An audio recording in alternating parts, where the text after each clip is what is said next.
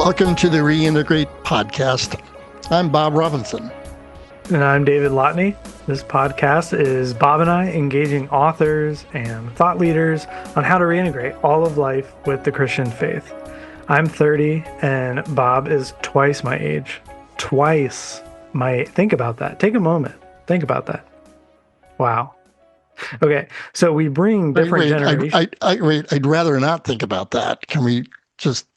Okay. I'm editing this out. I'm editing it out. He's editing it out. Okay. Listen to David's version of this podcast on my channel. No, I'm just kidding. But because of our age difference, we bring different generational perspectives to the subjects we discuss, and that can be really powerful. Yeah. Today's subject is the joys and challenges of today's workplace. God did not create work to be a drudgery, but due to the effects of the fall and our sinfulness, work can definitely not be what it should be. But that does not mean that work is all bad. In fact, work is where we often find purpose and joy in life. So on today's episode, we have Dr. Chip Roper, the founder and president of Voca Center. He earned a doctorate of ministry from Missio Seminary and an executive coaching certification from Columbia University. He coaches business leaders, drawing on his 30-plus years of experience in profit and loss leadership. The Voca Center is a faith-based organization that equips Christians to approach their daily work with God's wisdom and power. It recently partnered with the Barna Group to conduct a really great research survey to discover what brings about joy and what the major challenges are in the contemporary workplace.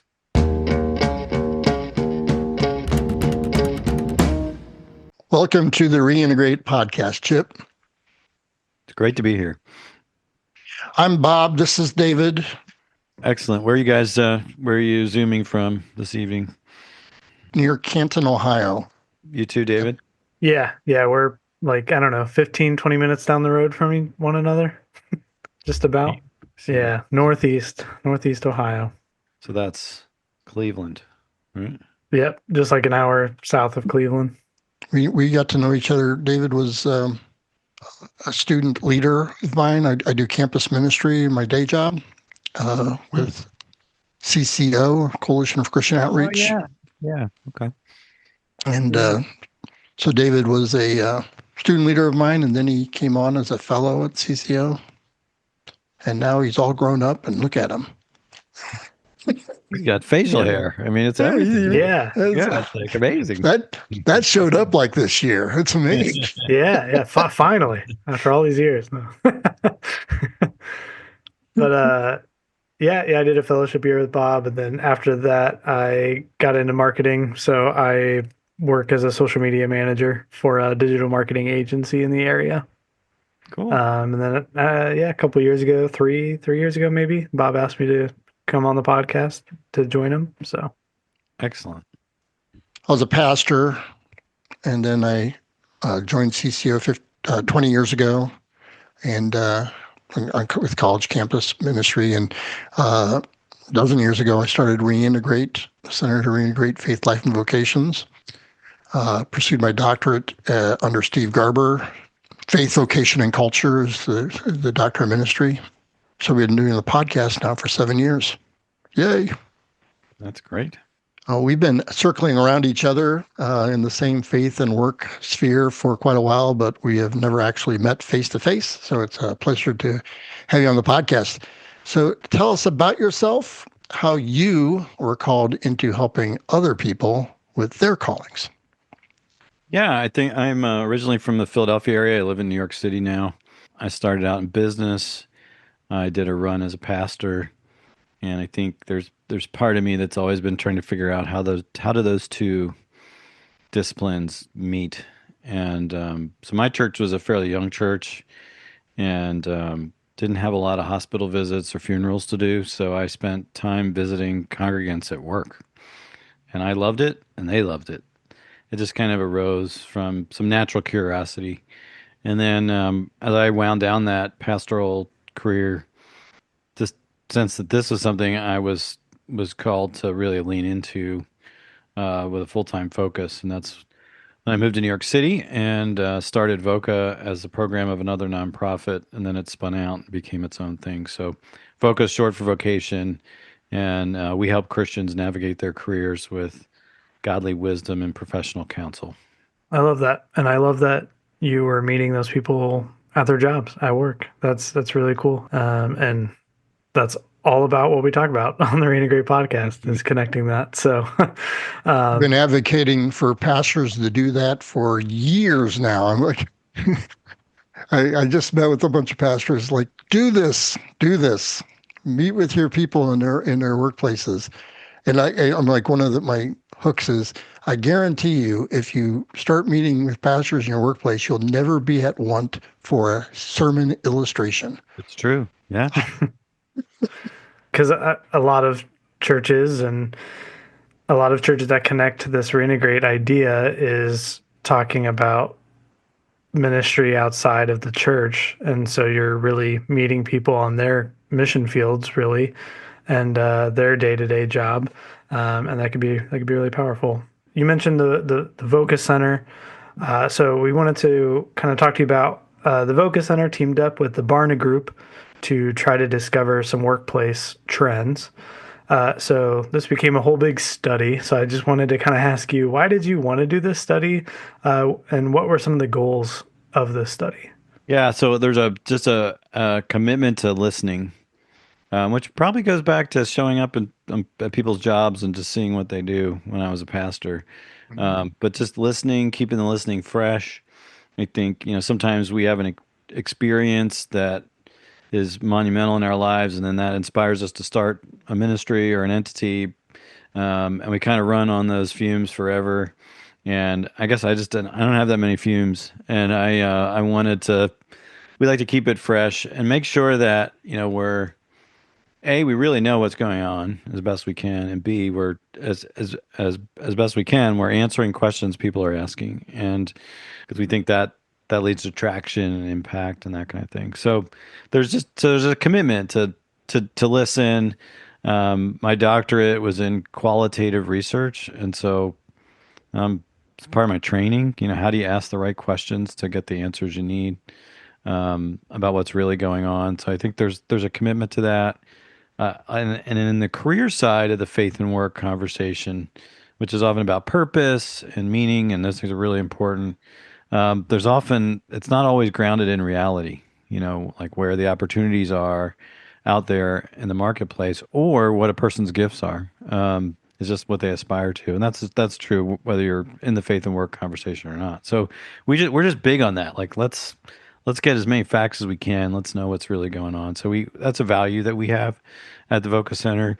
And there were several questions that I always wanted to ask, and I asked repeatedly. So there's three. The first is, what is your biggest challenge in work? Like, what keeps you up at night? The second is, what do you do with that? Like, where do you go for help with that challenge? And a third question that we've asked in different forms, but more lately, is what's the source of, what are your sources of joy in your work? What is working for you in your work? And so we've been asking those in different forms for many years, and had an opportunity to work with the Barna Group. And we were thrilled about this. We were thrilled to work with them because of their ability to use a great sample of the American population. So we really want to have a representative sample, meaning that the people we talk to represent the actual people out there in the world. So the percentage that have faith, the percentage that don't, the percentage that are working, that are in the workforce, the percentage that are not, the proper weighting of each generation, because the number of the generational concentration in the workforce is always shifting because we're all getting older. And what we found is when we did this on our own, having that great sample was really hard. One year, a bunch of people in their 60s answered the survey, and a lot of them weren't working, and it was just kind of like, well, we love those folks, but this doesn't really help us figure out how the millennials are doing, and who are the largest cohort in the workforce right now. So we were excited about that with Barna. The other thing we're excited about with Barna is they don't ask people where they are in terms of their faith. They ask them questions about what they believe and what they do, and then they use the answers to those questions to put them in a faith category. And so for the purposes of our study, we had three groups. We had people that were basically the nuns, and I'm sure you guys have talked about that and heard about that, the group of people that do not identify as any sort of belief set. And then we had sort of nominal Christians who would use the name Christian, the label Christian to describe themselves. And then we had practicing Christians who check the box on some very specific Orthodox beliefs and have very specific practices. You know, they pray, they read their Bible, they go to church, the different things that we expect Christians to do. So we love the way Barna measures that faith. You know, instead of saying, are you a Protestant? Are you a Catholic? Are you an evangelical? Whatever. Like all those labels mean different things to different people today, even the label Christian. And instead of that, they focus on what does the person believe and what do they do? And they use that to put them in a faith category. And so we were super excited to work with them, and we'll be working with them again. We'll be rerunning the study next year to compare, see if things have changed. So that's the answer. The other thing I should just say is they formed a cohort. There were different groups that were part of that cohort. Some other faith and work ministries were part of that in different ways. They participated in it. And then other larger organizations like C12, for instance, was part of it too. And we collaborated on different pieces of a larger work study that they did. And then with us, we produced this very specific report around the questions we were asking. I think, like, for myself, as a person who has been working in marketing for coming up on 8 years, as much as marketing can be a creative job, it can also be a very data-driven job, and ROI and a lot of analytics behind why you do what you do. And so it kind of got me excited to have you on, because I know we talk a lot on this podcast about ideologies, theologies, theories, like just a lot of large topics. And it's nice to say, hey, there's some data behind what we're talking about, behind this whole reintegrate conversation. There's some numbers here, and we can look at this and look at it by generation and workforces and all of these different things that you guys laid out in the study. That kind of gets me excited, because it's like, hey, there's some understanding here that we can use and build on, which is really, really great. And, speaking about all of just the study as a whole, for me, it probably would be tempting to get into all the numbers, the percentage of who said this and the percentage of who said that. But honestly, if we did that, I think our listeners might begin to nod off a little bit, especially for the people who are not analytical. And obviously, we don't want them to do that, especially if they're driving while listening. But we do want to hear about the major findings, and what you learned about how to make the workplace better. So one of the first major findings that I wanted to talk about is that the majority of U.S. adult workers, 7 out of 10, say that they experience joy more than half the time they're at work. Of course, this means that there's that other 3 in 10 that report the opposite. Mm-hmm. So did this finding surprise you, or were you kind of expecting that when you were going over the results? Did it surprise you guys? It did me. Yeah. A little bit, yeah. Yeah, me too. I mean, the answer is yes, but it did surprise me. I think, one of the things, it does come up sometimes in the faith and work conversation, but it's like, just like, work is a good thing. Like, work is something to be celebrated, and we would all say that.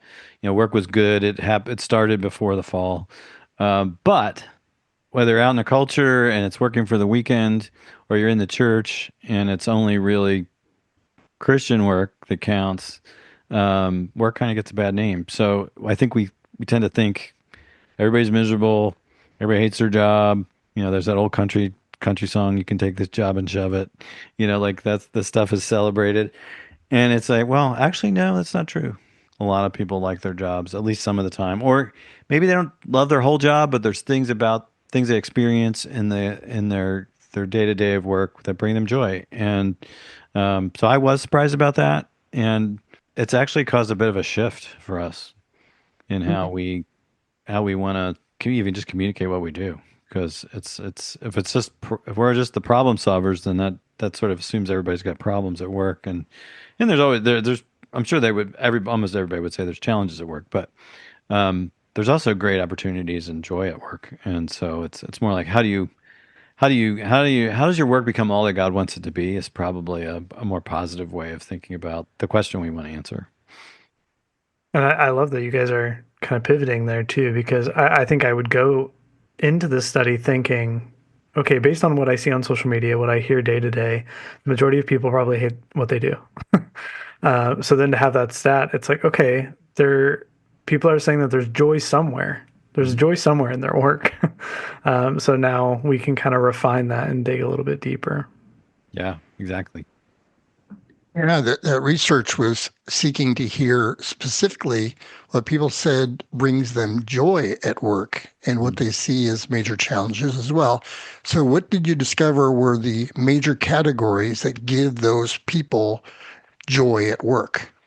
In the report we broke it down to three things: like relating with other people, having achieving goals and accomplishing things, and which was purpose, and then impact, which was also about people.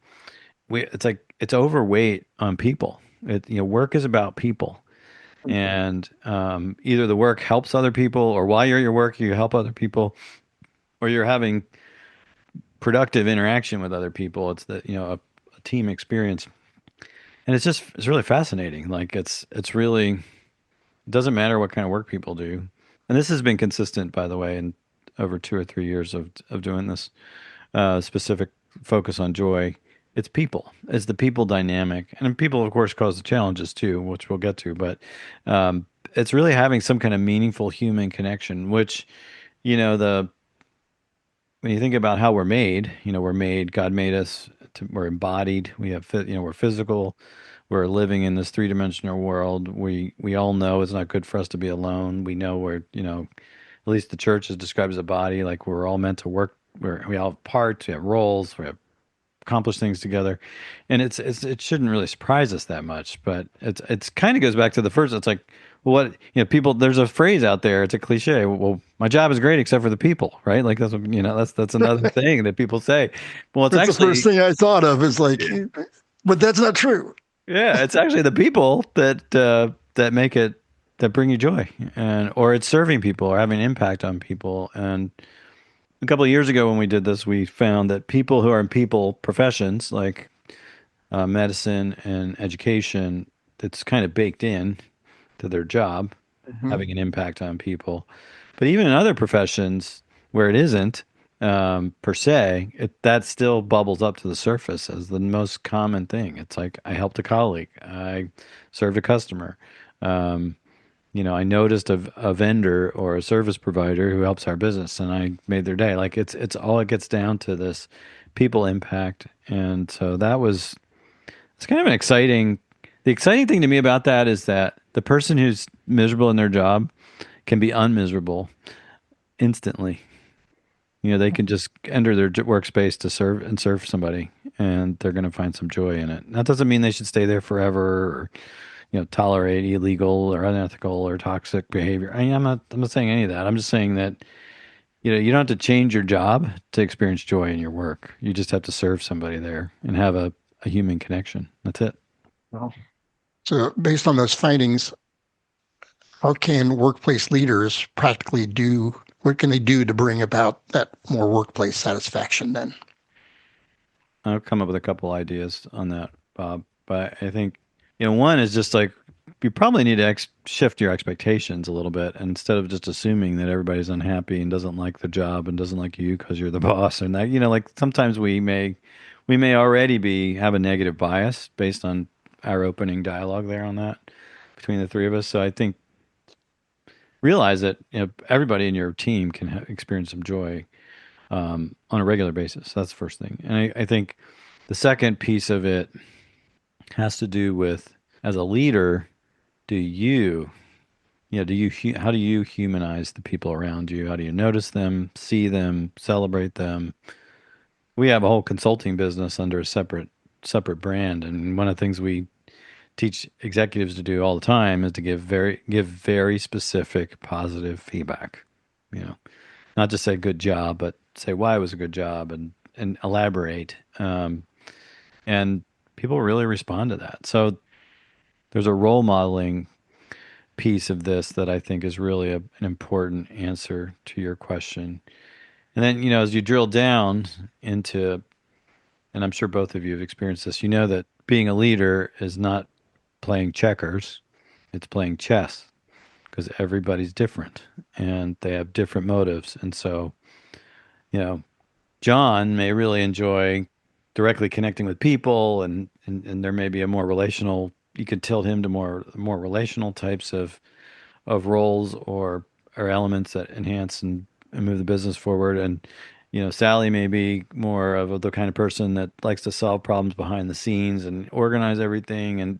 But you still can help each of those people connect with the impact they're having on others. And I had a client he was a consultant. He was also introverted, but as we worked through his assessments and his profile, he was really motivated actually by his people impact. Because he was introverted, you wouldn't assume that. You would just think, well, he likes to be to himself and think. No, actually, he wanted to know that what he was doing was having a positive impact on people, and he wasn't really sure. And so one of the things that we worked through with him was a strategy where whenever he got to the end of an engagement with a client, he would schedule some extra time with them to ask them how this engagement impacted them personally, how it helped them, what they like. He asked for very specific feedback, and it really started to up his joy factor in his work. And so I think there's things like that. There are little tweaks. These are not like major systemic changes. They're just more how do you create some habits of noticing people, praising people.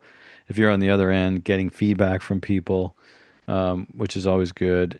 And one of the things we do, another thing we do is we're often the company that is the first to do a 360 for different leaders. So they're getting feedback from people above them on their level and below them. And a lot of it's positive. And it makes a huge difference for them when they realize that their peers see that they do some things really well and they really make a contribution. And sometimes when they're getting that feedback, there's actually tears, because they're so specific praise is a huge, huge practice that can make a big difference. And when we talk about faith and work, sometimes we think about these big topics of creation and fall and redemption and how Right. your work fits into the big arc of biblical story. And I love all that stuff. But it's often just as simple as loving your neighbor, noticing, the image of God in them and the gifts he's put in them, whether they're a Christian or not, doesn't matter. He still made them in their image, and calling it out, and not in pious terms, but just very specific terms. I mean, it's kind of living your faith one on one in a lot of ways, very relational. And so you mentioned that some of the satisfaction in work comes, the joy in work is, hey, I've achieved something. I'm Yeah. working towards something that's purposeful, right? When I talk to people who are mid-level or low-level in our economy, sometimes have no idea how their job matters to the big purpose. And Yeah. nobody's told them this is what we do. This is why we do this. And so they're just kind of going through the motions. Yeah. I think that's an important topic, Bob, because I really think an executive's job is to help each of his or her reports understand what are the key results I have to produce. Like what is the output of this job? Not the Mhm. title. A lot of times job descriptions don't really cut it. They're just blah blah. But like, what's the point of this job? Like what I have to produce and then why that matters to the whole. Like, the what and the why, your reports can't come up with that. They should never have to try and come up with it on their own, and that's part of how you serve them as a leader. Mm. You're able to basically show them why it matters. And then when they do it, you tell them, you know, that was really good because it's the what and the why. I mean, maybe it's real. I mean, I actually believe it could be that simple. It's like, do they know the what? Do they know the why? Or what did they just do and why does that matter? So it's the combination of helping them see it at the front end and being able to articulate that. And when you catch them doing something good, you call it out. But I agree with you. I feel like a lot of people in the middle are left on their own and they're very frustrated and rightfully so. And they're left to kind of push. We call it agitating for clarity. Mm. One of our clients used that term. We really love it. But they shouldn't have to. If you're an engaged leader, if you want to serve your people, if you want your team to be as good as it could be, you'll be able to articulate the what and why for each player. Employee training is always about the how. It's like you can't have a how without the what and the why. Yeah. And so it's like, okay, you're telling me how to do my job, but why am I doing it? Yep. That's right. This got me thinking about just the current workplace I'm in now. I'm very blessed with the team I have. I've mentioned it on this podcast before. I really love the people I work with. I was thinking about something we do every quarter. And one of our things we do is quarterly conversations. And so with my boss, I meet with her. It's not the only time I chat with her. I probably chat with her almost every day, but it's kind of like one of the first things we do is, hey, what are you doing well? And that helps me to kind of just zoom out and go, yeah, this has been a really busy and crazy quarter, but I've kind of forgotten what I've done well, like what I do well, and to be reminded of that. And then she does a very good job of connecting that to, yeah, you are doing that well, and here's how it's impacted the larger picture. Here's some numbers of how it's impacted the larger picture, or here's just a compliment I got from somebody else. She'll share that with me. So I definitely resonate with that. I think that that's very, very important. And I even one time I reached out to her.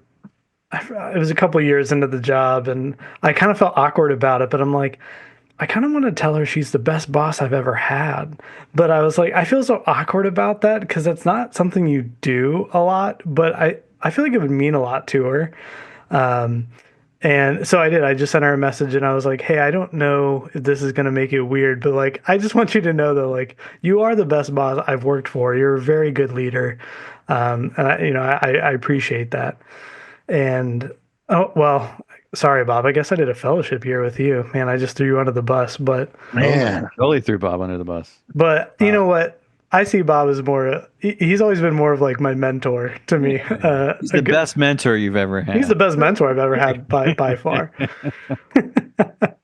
But yeah, it got me thinking about that funny scenario. But there was just something in me that was like, I think that it is important to acknowledge though, so that she can feel that, because maybe leaders don't hear that all the time from the people that they work with. right? And because our leadership does a good job of putting that into us, so it's like, okay, I want to reciprocate like of how I feel on this team, and it's very positive. So I want to relay that information to you.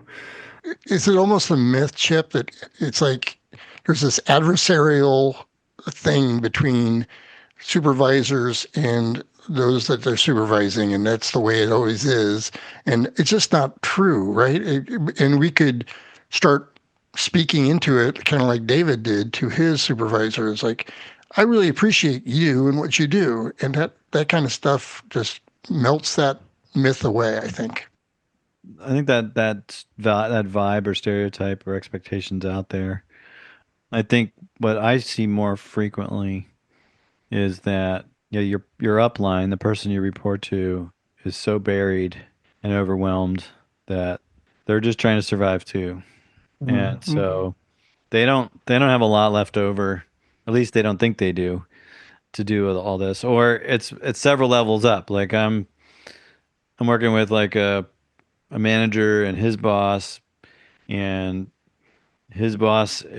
figuring out that the partners that he reports to actually don't care that much about what he does, as long as he just keeps getting work done and keeps customers happy. Like they don't have clarity for him. And so it's like these disconnects up and down. And so they have to make a lot of stuff up as they go. I mean, they're very competent at the kind of business they're in. That's not what I mean. But there's just this absence of the kind of engagement, David, that you're describing. And so it's like in the air. Like it's just the way this company runs. But it's not an antagonism between the people at the top and the next level and the next level. It's more like the people at the top just kind of they do their thing and they just expect everybody else to do their thing, and they're not very communicative, and it's not mean. It's just an unfortunate silence in a lot of ways. There is a little bit in sales organizations, especially. There's more like, well, we throw them in the water, and if they can swim, they get to stay, and if they can't, well, that's the way we do it. And that's a cultural thing in that industry. Again, it's not super antagonistic. It's just more like it's just the way we do it. So there's some habits in different industry verticals and in different specific career disciplines that can kind of run against some of this. I resonate with that. I got my undergrad in business marketing and was recruited into Fortune 100 company and my first boss in sales was great. I mean, he helped. He took me under his wing. He explained this is what it looks like. This is what you need to do. And then he left, and the guy replaced him. It's like, yeah, throw you in the water. If you don't do it right, we'll get somebody else to do it right. It wasn't very helpful at all. Yep. So, and that's part of the reality of being in the workforce is that you're going to have different bosses, and you have to be agile and you have to adapt, and some of them are going to be better than others. So for those of us in leadership, it's like it's going to take some extra energy to figure out how not to be so drowned in all the tasks I've got to get done that I'm not communicating well with those that I'm supervising or helping. Yeah, because at the end of the day, the people that report to you, they're going to give you a sentence.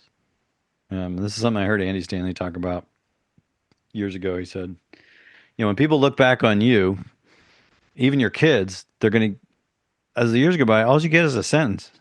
That's it. So when you're a boss, people are going to they're going to give you a sentence, if anything. And they're going to say, well, yeah, I used to work at such and such a company, and my boss was fill in the blank. That's all you're going to get. So what do you want that sentence to be like? Yeah, that is Greatest boss I've ever had. Yeah. I don't have somebody saying that about me. Apparently not. Yeah. So sorry, Bob. That's not how I reference you. I go, oh, Bob. Yeah, he's fine. Yeah. No, That's my sentence. Yeah, he's fine. Yeah. Yeah. No, I went in before on this podcast and talked about how good of a mentor you are, Bob. But yeah, I think that is very true, and I like the term that you used, unfortunate silence. I think that is something that we need to remember as, and I'm talking to me as a 30-year-old in the workforce who's like lower on the totem pole, quote unquote. I think for someone like me, we need to remember that of like, they're just trying to get their job done too. They also have jobs to do. They have things to report to. Everyone reports to somebody. And so I think that is important for us to understand of like, hey, maybe they're not cold. Maybe they're not actually mean. Maybe I just don't really know them. Maybe I don't know how they operate or what makes them tick or how they engage in a conversation is just maybe different than how I do it. And I think that's important to learn just as much as it is important for leaders to do the same thing and to go, okay, how does this person operate and how do they receive feedback best? So as a 30-year-old millennial in the workforce, I can definitely say it's nice to have a job with a solid salary. That's the dream, especially when you're coming out of college. You want a solid, steady salary. But I can also say that for me personally, pay is not my main motivation for doing my work. If I weren't helping others by what I do, I wouldn't be doing it, or I would be really, really exhausted and drained from doing my job every day. So I wanted to ask, what did you discover about the financial motivation in work, especially for the younger generations? Yeah, I mean, there's different segments based on source of joy. People in community achieving goals, not making money, achieving goals together and helping others are all higher usually than making money, just purely making money. And there's going to be certain specific jobs and industries that are much more commercial. It's one of the ways we describe it than others. But yeah, I mean, I think that. So I guess part of what I would say, David, is it's not a millennial thing. It's an every. It's this is true in all generational cohorts. It's kind of true in most industries. So it's not. This is more of a human thing than it is a generational thing. And I would take it back to the image of God. We're made in the Imago Dei. We're made in His image, and this is part of how we're just built. And we need to make a living. And but it gets back to what we were just talking about. If you're the leader, just motivating people with pure financial incentives is not going to be enough. You got to think about culture. Culture is a word that gets thrown around in leadership conversations. We define culture as the way we get work done and the way we treat each other while we're getting work done. So it's a way. It's the combined. It's a collection of our behaviors and the ways we get work done, and the ways we treat each other while we're doing it. So that's culture, and people want to be part of a culture where they're seen and valued and developed, and those will be sticky cultures. I was in a with a group of students earlier this week, and one of the students, there's a couple of pre-law students in the group, and the one student was basically saying, "Yeah, getting into it because lawyers make a lot of money." And I was like, "Well, that's interesting. I just read this report not too long ago that said that workers who derive their primary satisfaction from helping others, like a lawyer would be helping others, are nearly 3 times more likely to experience joy at work than those who are motivated by their financial reward."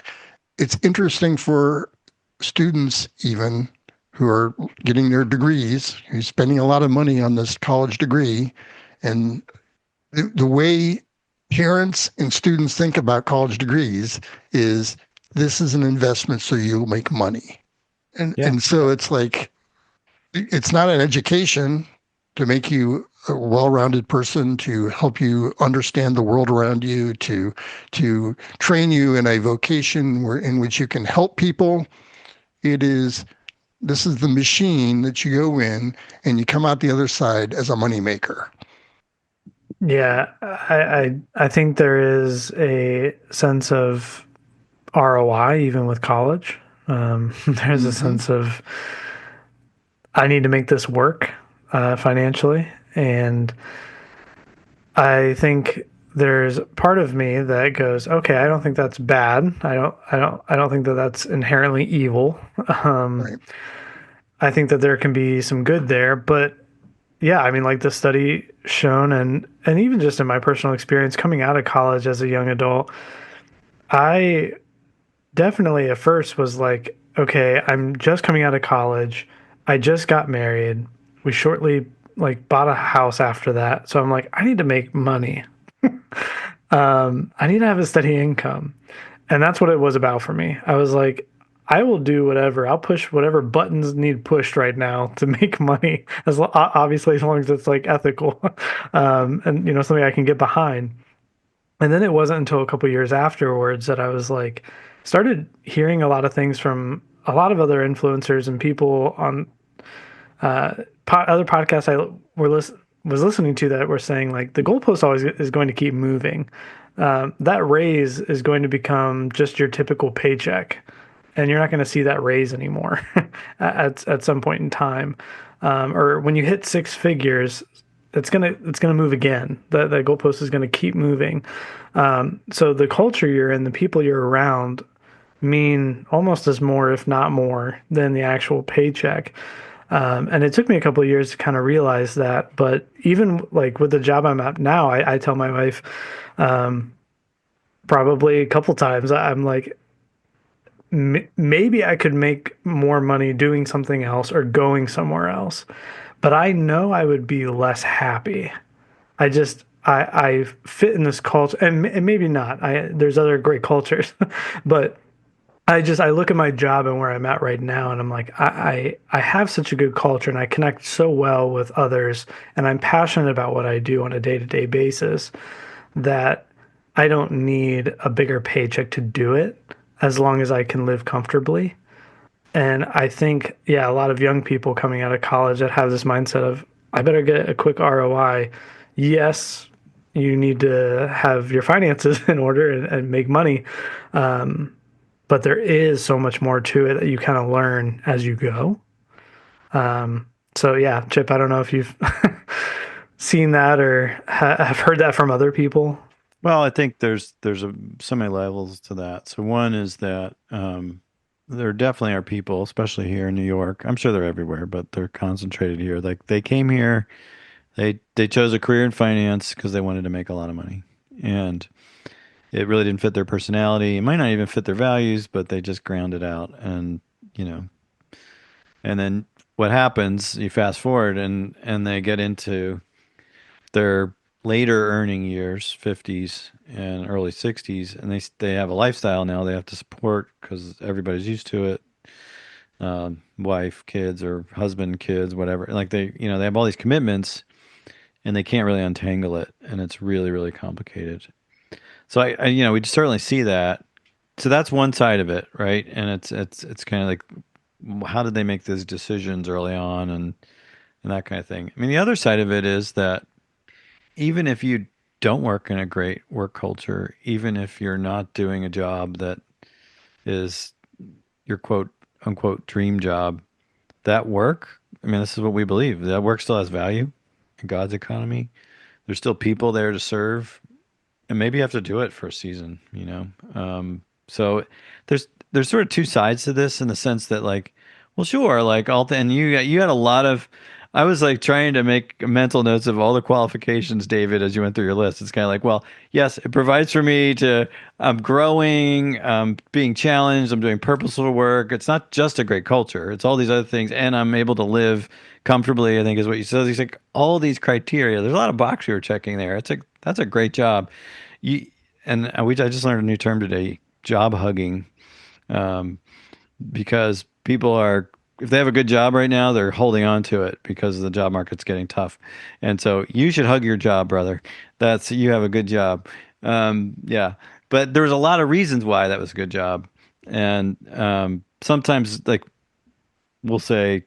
We like to say, like, even if you find your dream job, it won't stay your dream job forever because people change. Your boss moves on. Like Bob, you said earlier, like it's just, especially, I mean, things are slower in my observation in the ministry world. They change, but they change more slowly. In business, things change fast, and people move on. People get fired. There's big companies. There's reductions in force or movements. It's a lot of change. So, enjoy it while you can. It's a gift, and love it. And sometimes God leads us. This is all part of faith and work. God leads us into situations that are harder, that are a little less aligned. And we're going to learn other things in those situations about ourselves and trusting Him and being gracious even when our boss or our peers aren't. So there's always something He's got cooking, whether Mm-hmm. it's really great or it's really not, and it's probably going to be the cycle in and out of both. So, not to ruin your great job and your best boss ever, David, because I think it's wonderful and something to be really thankful for, I think as you are. I was remembering that not everybody has their dream job. You've talked to people like this all the time, Chip, too. Is your job like Babylon? Are you feeling like you're in exile, that this is not where you belong, and these are not the people you should be with? And yes. So what did Jeremiah tell those people? Seek the shalom of the city that I've sent you. Yeah. So that you still have a job to do. And, maybe you'll be able to find a better job, but now what are you doing? Are you helping people find the peace, prosperity, and welfare that they so desire in life? Can you do that in some way through that work? Yeah, it's really good. I was, when you said that, Bob, I was thinking of some CEOs that I've interviewed over the years, and a whole group of them tells the same story, even though they don't know each other, and they didn't, nobody told them to do this. This is just what happened. They rose through the ranks because they did the jobs that nobody else wanted to do. Mm. They raised their hand. and they worked harder. I mean, they worked longer hours, and for some of them that fit their life commitments, and some of them that was actually damaging to their life commitments, and they talk freely about that as well. But they basically did the things that nobody else wanted to do, so they weren't like looking for the easy path. They were actually looking for the harder path. They were signing up for the the extra credit stuff, and here they are. Now they know they're running their own things and doing their own things, and that's what they were supposed to do. So I just think there's a mindset there sometimes that we you know I I think God works on us so that we'll be capable of handling hard things. I think Mhm. that's what maturity is. And you've mentioned a lot about leaders, and it's like, yeah, the reason you're a leader is because you have to do hard things. You have to make hard decisions. You have to have hard conversations. That's right. There's sacrifice. We follow a leader who gave it all. So and his calling cost him everything. So it's sort of, sometimes I wonder about that, and and how we frame all this. But I don't think we have to worry about it. I think we follow our gifts and the opportunities that are before us, and some of them are going to be smooth sailing, and some of them are going to be rough. And God's in each one. As you were talking, I was thinking about that term dream job and what that can mean for a lot of people. I think dream job, when I was in college, I had a dream job in my head and then was like, "Oh, I don't think dream jobs are real." Like, why do I have the Sunday scaries still? And I thought I was there. I thought I arrived. And even with talking about the job that I have now that I am very thankful for, I still have that. I still have the days where I wake up and I'm like, ooh, like just big exhale or big breath. Like I know I have a lot on my plate today, or I have a lot of people I'm dealing with today that is just going to take more energy out of me, whether it's good or bad. And yeah, so I think that that's a good distinction is be called to the moment, like we've mentioned on this podcast before, like wherever job you are in now is sacred to the kingdom and you can build there, but also realize that, yeah, you're never going to hit this place where you wake up every single Monday morning and the birds are chirping and the grass is always green. Like that's not real. You have to develop and cultivate around you, like you've mentioned. And I think that that's really important. So talking about kind of the people that make up our work, our day to day work, our the interpersonal communication.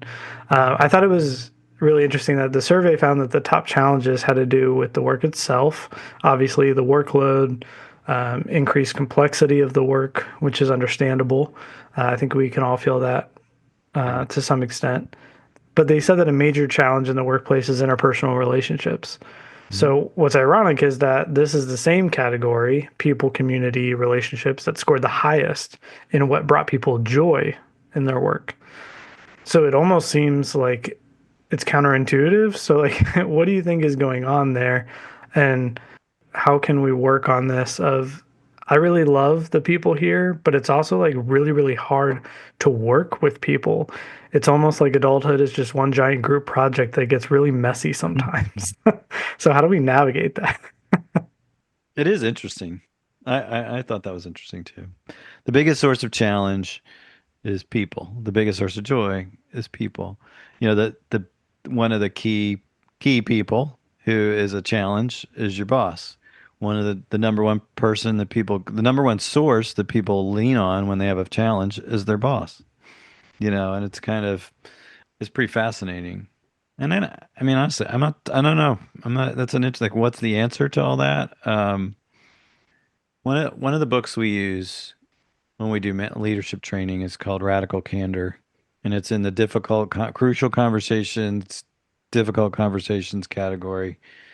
Kim Scott was in learning and development at Apple and Google, and she has a great book about really caring for people, but also being really honest about how they're doing. And I think we see it sort of one or the other, or neither.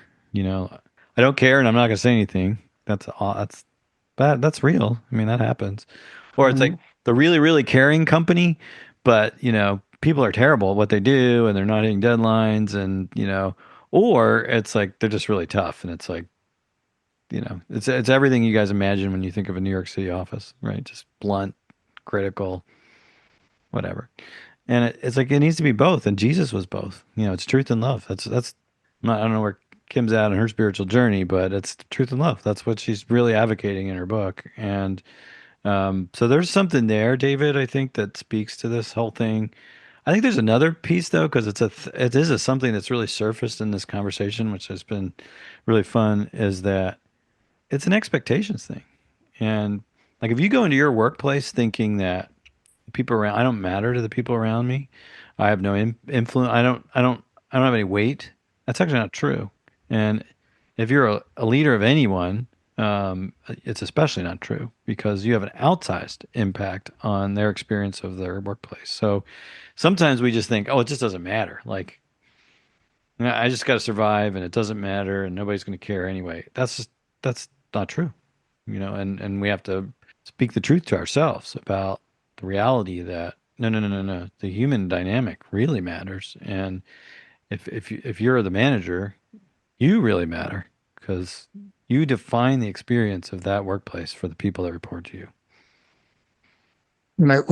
Saw that in the report, I found that ironic as well. And it was like, it wasn't in the report, but I thought what we need to do is we need to help people learn relational skills and overcome disputes well and to be people of reconciliation, you know, everything the Bible talks about, because the Bible is relational. We all deal with sinful people all the day, right? That's what we do. And how do you live that kind of life? The workplace is the best way to learn to be a disciple of Jesus because it is where all that really comes to a head oftentimes, right? Yeah, I agree with that. And I mean, it kind of leads to one of the most, I don't know I guess disturbing findings of our research, which was that we asked people, where do you go with your challenges? And they go to their boss, they go to their peers, they go to themselves. And that's something that we've seen increase generationally. So the younger you are, the more likely you're to say that you trust yourself as a resource, which is interesting and may merit some more conversation. Um, but when it comes to a spiritual resource, the numbers are really low.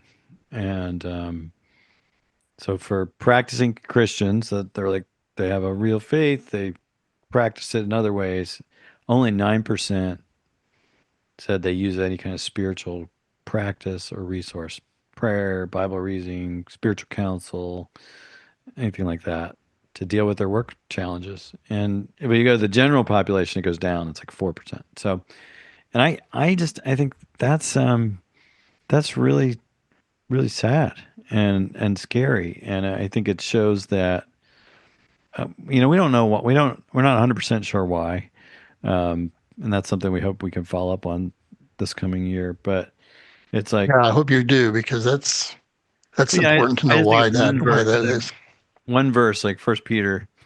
It's in First Peter where it says, "Cast your cares on Him because He cares for you." Like that's just a basic. To me, that's basic theology, right? Like God's your Right. Father, and He's made you and He saved you, and He cares about you, and He's going to help you. And we don't view God as someone who can help us with the challenges at work. And I was really fortunate growing up. My father was a material scientist, so he had a PhD in steel. He knew how to make steel, and I still remember several times at the dinner table, we'd all be, together, and it's like kind of old school, but we had dinner together as a family most nights. And I remember several times when he said to my brother and I, boys, you need to pray for your dad. We're having a tough problem with this batch of steel. We can't get it to do what we need it to do, and you need to pray that God will give him wisdom.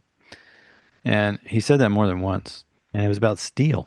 And he knew God cared for him, and he was inviting all of us to do that. And it wasn't like he wasn't taught about faith and work theology and that there's no secular sacred divide or anything. He just didn't have one. And I think, all of these people are going to work and they've got all these challenges and they're not like consciously inviting God into that. And it's like there's a lot of us missing out on the wisdom and care of our Heavenly Father on the job. It's either disheartening or a good challenge. I mean, you and I have been doing this faith and work thing for a while, Chip, and it's like, oh, we've only made a 9% increase. I mean, we're not making that much of a dent in this thing. But I'm hoping your research will help us figure out, okay, why is that? And what can we do to shore that up, right? How can we help Christians in the workplace say, oh, I have a resource and it's God. We've taken this. We're working on an app that'll be interactive and that'll help people process their workday with spiritual resources. And because there's something about habits here that we've gotten out of that. They haven't been taught habits. So I think that's part of it. I don't know. Like I said, there's more research to do too, because there could be a lot of reasons for that. It could be my work isn't as important as that spiritual work. So why should I pray about our marketing plan? God doesn't care about that because he cares about some things more than others. So it could be about the secular sacred divide. It could be about me. Like he doesn't care about me because I'm not a really good person. So that means it could be about a low spiritual self-esteem. Like it could be something like that. It could be just that, we automatically just look for solutions on the horizontal because we are kind of formed to do that in our culture because we don't really believe in the vertical. I mean, that's fine if you want to believe it, but we don't really believe it as a reality that you build your life around. So I don't know. I'm just speculating. So we need to dig into that a little bit more. But I think I agree. I think it's an opportunity. But it's also like 9% of practicing Christians. I mean, these are people that read their Bibles and pray and go to church and give and believe they should share their faith at some level. Like they're already in, but they're like not in at work. I think when you were saying that horizontal, I feel like I tend to fall there. And honestly, this could be a whole new conversation that I think as AI has become more prevalent too, I often go to ChatGPT and ask a quick question and do some research. And even like just out of frustration, I'm like, oh man, I can't figure this out. Okay, I'm gonna ask ChatGPT because in my brain, I'm like, yeah, God doesn't care about this spreadsheet. God doesn't care about this pitch that I'm gonna make. He doesn't care that I'm anxious about this. When it says in the book that we're reading, cast your anxieties on him. If you're listening to this podcast, you're probably more than 9% because we talk about this all the time and it's important to you. So thank you for listening and keep up and let people know there's resources like this. And the Voca Center, you'll find the links in the show notes on how to connect with Voca Center and what they're doing. There's resources for you. So take advantage of those things and learn how to bring God into your workplace. Thanks for being on the podcast, Chip. Really loved having you on. This has been a rich conversation. You guys are great. It was really fun. So thanks for sharing your insights and work experiences too. It was a rich kind of conversation. Thank you. Really, it's great to be with you.